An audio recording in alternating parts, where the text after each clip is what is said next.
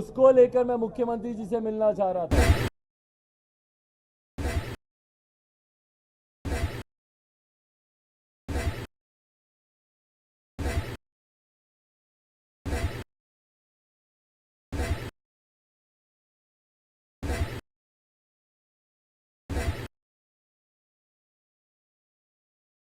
हमने आपको बताया था कि बिहार में पल पल राजनीति बदल रही है और एक बार फिर से नया राजनीतिक ट्विस्ट हुआ है। आपको बता दें कि चिराग पासवान ने कल, जैसा कि आप सभी जानते हैं, कि पत्रकारों का सम्मान किया और पत्रकारों के सम्मान के बाद दूसरे ही दिन पत्रकारों को बुला करके उन्होंने जो दिल्ली से वो एक दिन के लिए गए थे उसमें पूरा कागज़ पत्र समेट कर दिल्ली से आए हैं और नीतीश कुमार का कहीं ना कहीं बत्ती गुल कर दिया है। आप देख रहे थे कि किस तरह से कल उन्होंने पत्रकारों से बातचीत की, हर सवाल का जवाब दिया और इसके साथ साथ बिहार के तमाम पत्रकारों को, चाहे किसी भी विधा से जुड़े हुए हों, इलेक्ट्रॉनिक मीडिया हो, प्रिंट मीडिया हो या फिर सोशल मीडिया, सभी को उन्होंने सम्मान रूप से सम्मानित किया। हमने पहले भी आपको बताया था, तस्वीरें भी हमने आपको साझा की थी, एक बार फिर से तस्वीरें साझा कर रहे हैं। लेकिन उससे भी बड़ी बात यह है कि जो आज प्रेस वार्ता करके चिराग पासवान ने कागज़ पत्र सामने रख करके और जो नीतीश कुमार का बत्ती गुल किया है वो काफ़ी चिंताजनक भी है और कई पोल भी खुले हैं। देखिए क्या कहा है चिराग पासवान ने प्रेस से बातचीत के दौरान। नहीं जा रहा, पर ये लड़ाई लड़ने के लिए सरकार के पास पूरा समय है, पूरी फुर्सत है कि भैया बिहारियों के ऊपर कैसे हम बिजली का बोझ डालें। और इस पे मैं आप सबसे आग्रह करूंगा, इसके पूर्व भी हम लोगों ने इस विषय को फ्लैग ऑफ करने के लिए कुछ दिन पहले, तारीख याद है आप लोगों को, किस दिन को किए थे? 16-17 को किए थे ना, 18 को किए थे 18 तारीख को पूरे बिहार में हम लोगों ने, हमारे जिला अध्यक्षों ने, लोक जनशक्ति पार्टी रामविलास की जिला इकाई के द्वारा पूरे बिहार भर में इस विषय को फ्लैग ऑफ करने के लिए ये प्रेस वार्ता की गई थी। उस दिन भी इन तमाम बातों को साझा किया गया था। आज साक्ष्यों के साथ कहाँ पे इन्होंने क्या सबमिट किया है, तमाम रिपोर्ट्स, तमाम जानकारियों के साथ, ये सब अभी मैं थोड़ी देर में आपके साथ मैं शेयर करूँगा। ये तमाम जानकारी आप सबके साथ साझा की जाएगी। आज पुनः इस विषय को मैं मजबूती से उठा रहा हूँ, क्योंकि अगर हम लोग खामोश रहे तो वो दिन दूर नहीं है, बहुत जल्द। आज जितना आप लोग बिजली का बिल भर रहे हैं 50% उसमें इजाफा हो जाएगा। आज अगर आप लोग 2000 का बिल दे रहे हैं तो वो दिन दूर नहीं कि महीना, 1.5 महीना, 2 महीना के भीतर ही वो 2000-3000 का आपका बिल हो जाएगा। 5000 का बिल दे रहे हैं तो 7500 का बिल हो जाएगा। 1000 रुपया दे रहे हैं तो 1500 का बिल हो जाएगा। 50% की बढ़ोतरी आने वाले दिनों में हो जाएगी। राज्य सरकार इस तत्परता के साथ लगी हुई है। तो मैं आप सबके माध्यम से मैं आग्रह करूंगा कि ये एक इम्पॉर्टेंट इशू है जिसको आप सबके माध्यम से जनता के बीच जाने की जरूरत है। मैं चाहता हूं कि इसको लेकर एक अवेयरनेस हो। मैं तो खामोश नहीं बैठने वाला हूं। आज मैंने इसको फ्लैग ऑफ किया। आने वाले दिनों में जो और तथ्य जानकारी मेरे समक्ष आती रहेगी वो भी मैं आप लोग के साथ में साझा करता रहूंगा। और जैसा मैंने कहा कि एक रिपोर्ट कार्ड लोक जनशक्ति पार्टी तैयार करेगी, जहां पे जनता के बीच जाकर ही लोक जनशक्ति पार्टी रामविलास की एक टीम तैयार हुई है, जहां जनता के बीच जाकर उनसे सर्वे करके उनके माध्यम से उनकी समस्याओं की जानकारी मैं सरकार के समक्ष रखने का मैं प्रयास करूंगा। जिसमें शुरुआत हम लोगों ने इस बिजली विभाग से हम लोगों ने की है, जहां पर इनिशियल स्टेज में जो जानकारी है वो सब मैंने आपके सामने मैंने साझा की। Is there any point that I am missing on PMC and transmission? हाँ, उसमें आप उसमें बताएं कुछ। संजीव जी हैं, संजीव श्रीवास्तव जी, जो इस विषय पर काफ़ी लंबे समय से अध्ययन कर रहे हैं। पार्टी के साथ मिलकर इस विषय को फ्लैग ऑफ, इनके भी कुछ पॉइंट्स हैं, मैं चाहूँगा कि ये भी अपने पॉइंट्स को सामने रखें। ये अभी जो बिहार विद्युत विनियामक आयोग में बिहार सरकार की दोनों कंपनियों ने अपना पेटिशन डाला है 40% इंक्रीज करने के लिए, उस पेटिशन में उन्होंने जो पॉइंट नहीं बताया है, पार्टी के तरफ से हम लोग वही पॉइंट्स हाईलाइट कर रहे हैं। जैसे पेटिशन में कहीं पे भी आपको एक्सेस जो एवरेज प्रोक्योरमेंट प्राइस ज़्यादा है नहीं लिखा है। सर ने डील किया, मैं आप बताता हूँ। उन्होंने जो नहीं बताया वो है ट्रांसमिशन। उन्होंने जो पॉइंट नहीं बताया है, पार्टी के तरफ से हम लोग वही पॉइंट्स हाईलाइट कर रहे हैं। जैसे पेटिशन में कहीं पे भी आपको एक्सेस जो एवरेज प्रोक्योरमेंट प्राइस ज़्यादा है नहीं लिखा है। सर ने डील किया, मैं आप बताता हूँ। उन्होंने जो नहीं बताया वो है ट्रांसमिशन लॉस। अंतर्राष्ट्रीय स्तर पे ट्रांसमिशन लॉस 8% का होता है। बिहार विद्युत विनियामक आयोग ने 15% का ट्रांसमिशन लॉस अलाउ किया है और कई बार ये लोग 36% तक का ट्रांसमिशन लॉस क्लेम करते हैं। अगर देखा जाए तो माननीय मुख्यमंत्री जी का ये क्लेम है कि सारा बिजली का काम उनके सरकार बनने के बाद हुआ है, मतलब सारे ट्रांसमिशन इंफ्रास्ट्रक्चर नया है। इतने नए इंफ्रास्ट्रक्चर में इंटरनेशनल स्टैंडर्ड से 4 गुना ट्रांसमिशन लॉस होना कहीं ना कहीं कुछ इशारा करता है। और ये विधानसभा में बोली गई बात है। ये आंकड़े जिसका जिक्र संजीव जी कर रहे हैं वो विधानसभा के पटल पर रखे गए आंकड़े हैं। दूसरा होता है एटीएनसी लॉस। एटीएनसी लॉस का मतलब होता है कि आपने कितना बिजली बेचा, कितना बिलिंग किया और कितना बिल रिकवर किया। एटीएनसी लॉस में भी देखा जाए तो बिहार की आम जनता का या ट्रांसमिशन लॉस में बिहार की आम जनता का या एवरेज प्रोक्योरमेंट प्राइस में बिहार की आम जनता का कोई वो नहीं है, मगर बिजली का दाम बढ़ा करके सजा आम जनता को दिया जा रहा है।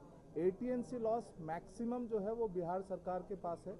उसकी वजह से बिहार की जनता को प्रताड़ित करना उचित नहीं है। ये सारी चीज़ें चूंकि बीआरसी के केस में जिक्र नहीं किया गया है, इसलिए ये हम लोग जनता के सामने ला रहे हैं और ये जनता के बीच में मैसेज भी जाएगा और जन सुनवाई में भी हम लोग इन पॉइंट्स को सामने रखेंगे। आपने बिजली समस्या को उठाया है, सुनने की बात करते हैं, वही आदमी दूसरे जनता दरबार में फिर से आता है, कहता है मेरी समस्या का निदान नहीं होगा। आखिर लोग जाए तो जाए कहाँ? क्योंकि बिजली बिल जब आ रहे हैं तो वो परेशान होते जा रहे हैं कि बिजली काट दी जाती है। भाई एक चीज जो मेरी समझ में आई है इतने समय में, मुख्यमंत्री नीतीश कुमार जी के पास आज की तारीख में बिहार की समस्याओं के समाधान के लिए कोई विजन है ही नहीं। और मैं बहुत कैटेगोरिकली ऑन रिकॉर्ड इस बात को मैं कह रहा हूं, मुख्यमंत्री जी के पास कोई विजन नहीं है आज की तारीख में बिहार के विकास को लेकर या बिहार की समस्याओं के समाधान को लेकर। मैं खुले मन से मैं चुनौती देता हूं, मुख्यमंत्री जी अगर चाहते हैं, वो खुद पढ़े लिखे हैं, दावा करते हैं, मैं भी पढ़ा लिखा हूं, खुले मंच पर आ जाए, ओपन डिबेट कर ले मेरे साथ। हर विषय पर मैं मुख्यमंत्री जी के साथ खुला संवाद करने को मैं तैयार हूं। हर विषय पर, बिहार की हर समस्या के साथ मैं उनके साथ संवाद करने को तैयार हूं। समस्या यह है कि मुख्यमंत्री जी को पता ही नहीं है कि समाधान क्या है।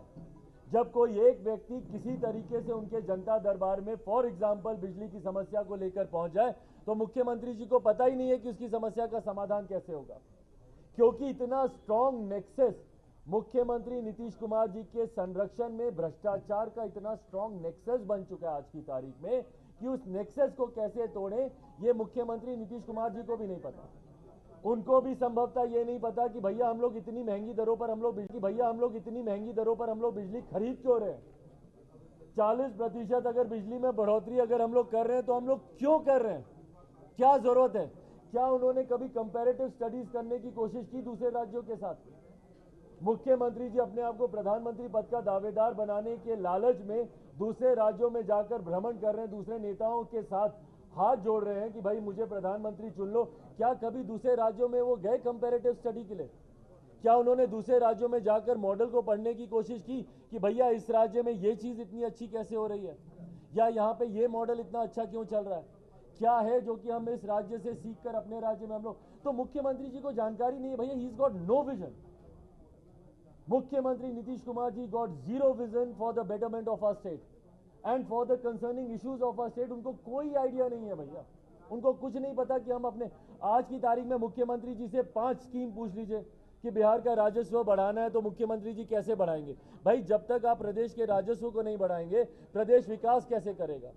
जब तक प्रति व्यक्ति आय नहीं बढ़ेगी, पर कैपिटा इनकम नहीं बढ़ेगी, जब तक लोगों के हाथ में ज्यादा पैसा नहीं आएगा तो वो प्रदेश कैसे विकास करेगा? मुख्यमंत्री जी से 5 आइडियाज पूछे कि भैया प्रदेश का राजस्व आप कैसे बढ़ाएंगे। राजस्व आपने शराबबंदी से तो वैसे भी आपने खत्म किया, अच्छी बात है भैया, कर देना चाहिए था, पर वो जो राजस्व का लॉस हुआ, जो रेवेन्यू का लॉस हुआ है हमारे स्टेट में, उसको कंपनसेट आप कैसे करेंगे? उसके लिए आपके पास क्या विजन है? मैं दावे के साथ कहता हूं मुख्यमंत्री जी एक आइडिया जनता दरबार में, धीरज जो आपका सवाल था, जब ये लोग जाते हैं वो बार बार जाते हैं जनता दरबार में, वही व्यक्ति, क्योंकि उनकी समस्या का समाधान हो ही नहीं सकता है। आज की तारीख में आप पूछे ना, मैं अभी जा रहा हूं, थोड़ी देर के बाद मैं सिवान जाऊंगा जहां पे लोग जहरीली शराब से मरे हैं। क्या है मुख्यमंत्री जी के पास विजन कि भैया अगली बार कम से कम कोई जहरीली शराब से ना मरे? क्या सोच है, क्या नीति है उनके पास, क्या पॉलिसी है उनके पास? ऐसा वो क्या करेंगे ताकि ये लास्ट इंसिडेंट हो ऐसा जहरीली शराब को लेकर? नहीं है उनके पास भैया। इस कानून को और सशक्त करने का क्या माध्यम है? नहीं है मुख्यमंत्री जी के पास माध्यम। इसीलिए मैं कहता हूं ये मुख्यमंत्री जीरो विजन के मुख्यमंत्री हैं। अब इनके पास किसी समस्या का कोई समाधान नहीं है। बक्सर का क्यों समाधान पिछले 100 दिन में नहीं निकला? किसान आज भी उचित मुआवजे के लिए वहां पर बैठे हुए हैं, उचित मुआवजे की मांग कर रहे हैं। भाई सही है भाई, जिसकी जमीन आप 2022 में ले रहे हो, आप उसको 2013-14 वाला मुआवजा क्यों दे रहे हो? क्यों दे रहे हो? पर क्या सोल्यूशन है उनके पास? कोई सोल्यूशन नहीं है, क्योंकि उन्होंने कभी रिव्यू ही नहीं किया। जो वो वहां की जमीन के जो रेट्स होने चाहिए उसका रिवीजन ही नहीं हुआ अभी तक। तो किसी समस्या का समाधान मुख्यमंत्री नीतीश कुमार जी के पास आज की तारीख में है ही नहीं। और ये सिर्फ जन जागरूकता से ही, जनता के जागरूक होने से ही अब समस्या का समाधान निकल सकता है। और यही प्रयास आज मैं आप लोगों के साथ चिराग जी, आप क्यों नहीं चीफ मिनिस्टर से मिल करके स्वयं अरे प्रभु मैं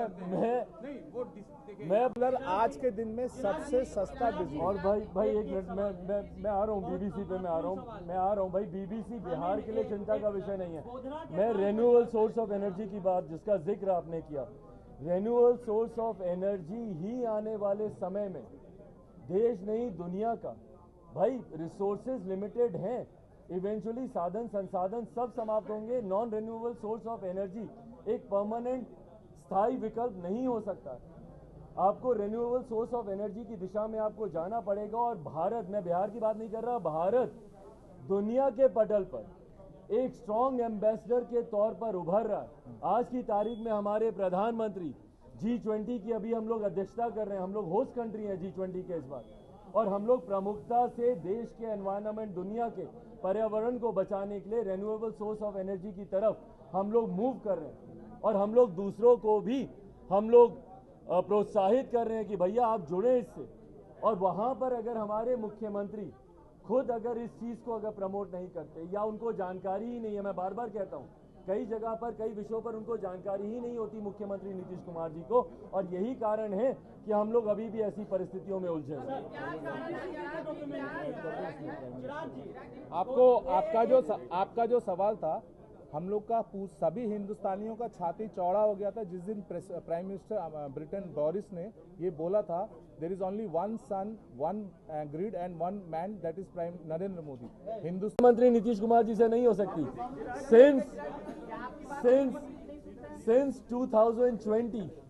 2020 से मैं प्रयासरत हूं कि मैं मुख्यमंत्री नीतीश कुमार जी, उस वक्त कोरोना के वक्त वो तस्वीरें हम सब ने देखी थी, कितने बिहारी परेशान थे। छात्र कोटा में जो बिहारी छात्र थे वो कितने परेशान थे, उसको लेकर मैं मुख्यमंत्री जी से मिलना चाह रहा था। तो मैं तो भैया 2020 से मैं प्रयासरत हूं। और मैं ही नहीं, उनके पार्टी के नेता जब उनसे मुलाकात नहीं कर सकते, उनके संसदीय बोर्ड के अध्यक्ष उनसे 2 साल में मुलाकात नहीं कर सकते, तो चिराग पासवान की क्या हैसियत कि मैं जाके उनसे मुलाकात कर पाऊं?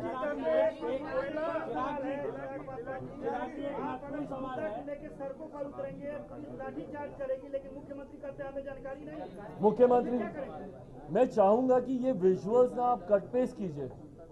ये विजुअल्स कट पेस्ट होने चाहिए कि कितने ऐसे विषय हैं जो आपने मुख्यमंत्री जी से पूछा और मुख्यमंत्री जी का जवाब हमको तो मालूम ही नहीं। उनके कृषि मंत्री उस वक्त के जवाब देते हैं कुछ, मुख्यमंत्री जी का जवाब हमको तो मालूम ही नहीं। रामचरितमानस पे सवाल उठता है, मुख्यमंत्री जी का जवाब हमको तो मालूम ही नहीं। उनके मंत्री एक जाति विशेष को, एक वर्ग विशेष को अंग्रेजों का दलाल गुलाम बोल देते हैं, मुख्यमंत्री जी बोलते हैं हमको तो मालूम ही नहीं। बक्सर में आगजनी हो जाती है, मुख्यमंत्री जी बोलते हैं हमको तो मालूम ही नहीं। प्रदेश में बड़ी बड़ी घटनाएं घट जाती हैं, अभ्यर्थियों पे लाठीचार्ज हो जाता है, मुख्यमंत्री बोलते हैं हमको तो मालूम ही नहीं। पेपर भाई ये एक ऐसा निर्णय है जो भारत सरकार के द्वारा लिया गया है। जब ये निर्णय ले लिया गया है तो उसके बाद इस विषय के ऊपर किसी भी तरीके की चर्चा करने का कोई सवाल ही नहीं पैदा।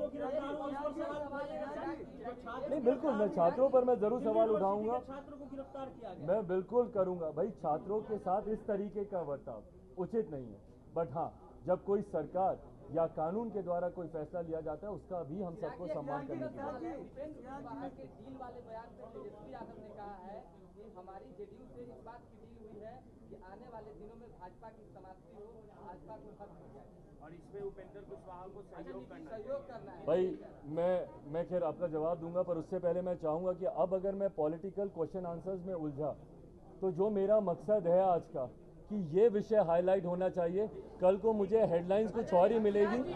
बट मैं इसका मैं जवाब दे देता हूँ। मैं बार बार कहता हूँ, जब गठबंधन डील के आधार पर होते हैं परिणाम यही होता है।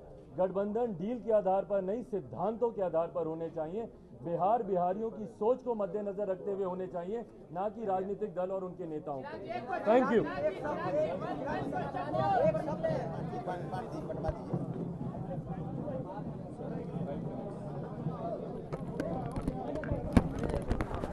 राजेश जी दीजिए तो लाइए अरे यार आप लोग